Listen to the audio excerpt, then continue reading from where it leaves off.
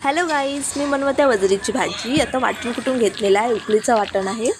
आधी मी वजरी शिजवून घेतलेली, त्याच्यामध्ये हळद आणि मीठ टाकलेलं. आता वाटण मस्त तेलामध्ये टाकायचं आहे. मस्त तेल सुटेपर्यंत फ्राय करायचं आहे. त्याच्यामध्ये हळद, मीठ, मसाला आणि मटण मसाला टाकायचा आहे.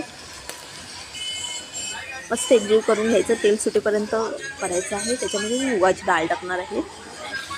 मस्त वजरी टाकून द्यायची आहे. याच्यामध्ये मस्त एकत्र मिक्स करून घ्यायचं आहे. त्याच्यामध्ये बटाटा टाकलेला आहे.